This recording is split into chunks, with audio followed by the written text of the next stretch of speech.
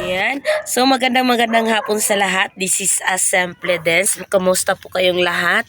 Yan. So, muli, happy New Year sa inyong lahat. For today is wala naman akong ganap-ganap ngayon. Yan. So, medyo, hindi busy ang tindahan kasi nagsisimula na ang klase. So mga mamayang hapon, so diyan ang talaga medyo busy-busyhan. Tapos ngayon is nagluluto ako ng saging, yan. So tuwing ako kanina kanina is habang ako nagluluto ng saging, biglang na-miss ko yung papa ko. Yan, biglang naalala ko tuloy lahat ng nakaraan. Yan. Ay, naiyak na naman ako. Yan. Yan, naalala ko na kaming lahat, halos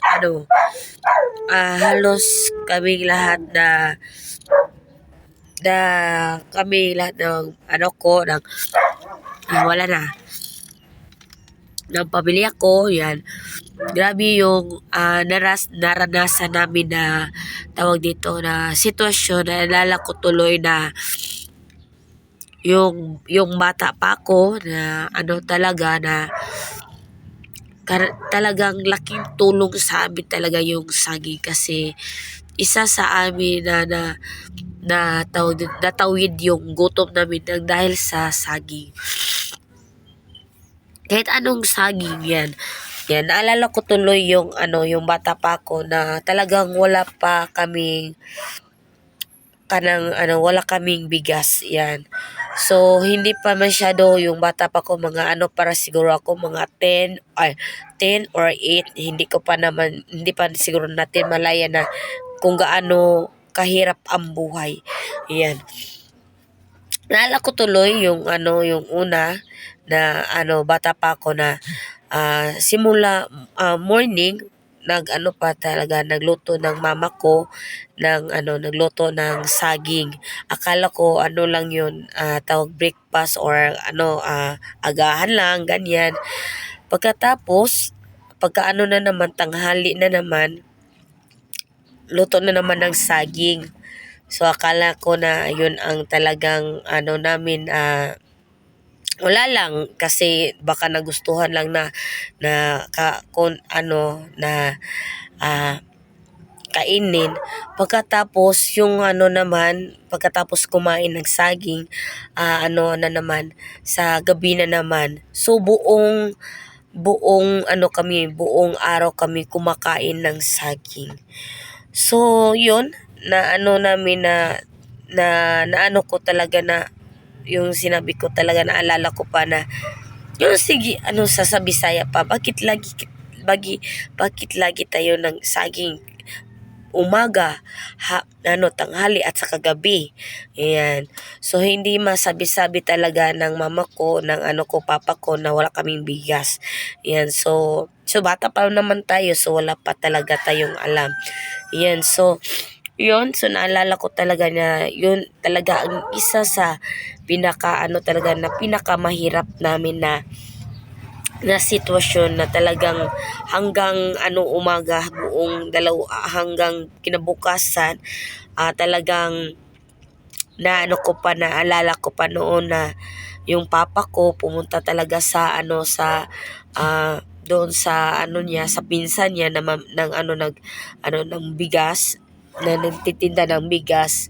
Yan, kasi yung hanap buhay namin noon is talaga mais lang talaga. So 3 months lang talaga ang mag-harvest ang mais. So yan talaga ang hanap buhay namin noon, mais. So yun. So naalala ko pa na hindi pinautang yung papa ko ng bigas. Yan. So pagkakuan daw yung sabi pa ng mama ko, kumuha talaga yung papa ko kahit nagagalit yung na may-ari ng bigasan. So kumuha talaga ng isang sako ng bigas.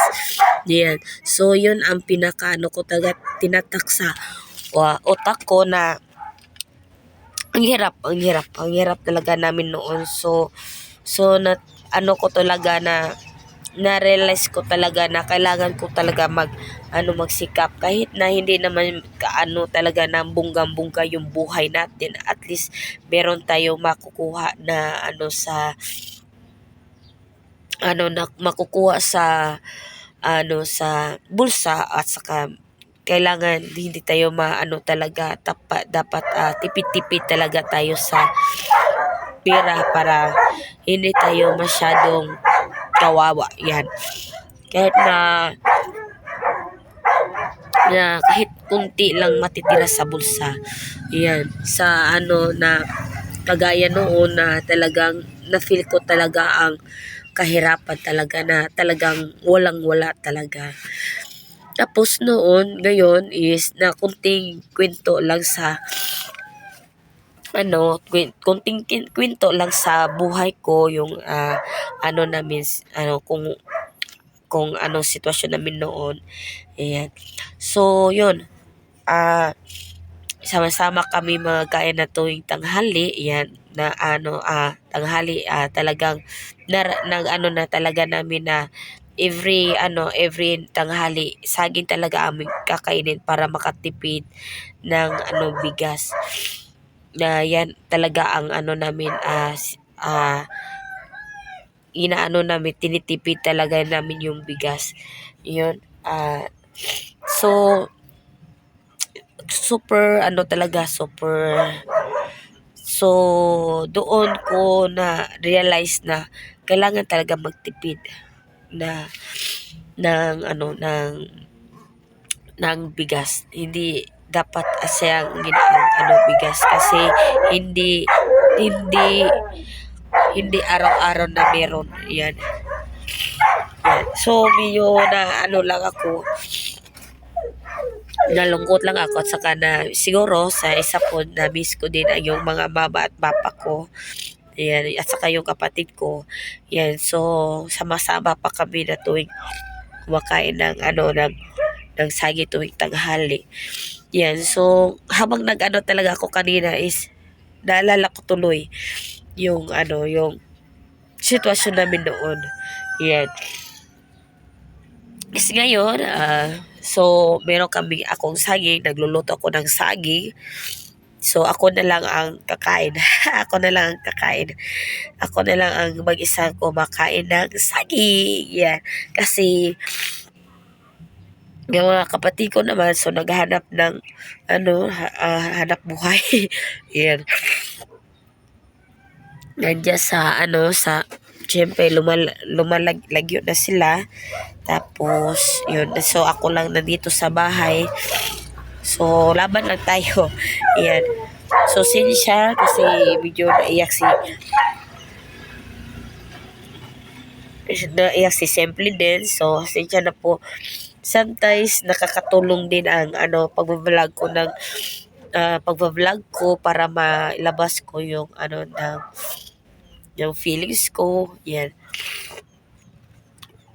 Yan siya na po.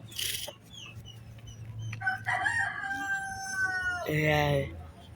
So, yan. So, natin. Tingnan natin yung natin. Tingnan natin yung tawag dito. Yung saging natin. Yan. So, nagluto ako ng saging. Yan. So, siya yan siya po sa yung pag-iiyak ko, kasi medyo na-miss ko yung yung pamilya ko. Yan, na-miss ko yung namin, pamilya. Yan, na-miss ko yung ko, mama at papa ko. Yan, sa mga nakaraang mga years. Yan. So mga so yan, so konting lang, konting story ng buhay ko. Ayan. So, thank you for watching mga kasimple, at saka sana hindi kayo mawala sa mga sa vlog ko, at saka thank you sa support lagi, at sa panonood ng ng vlog ko. So, thank you. Have a nice day po. Kain po tayo na saging. So, let's go.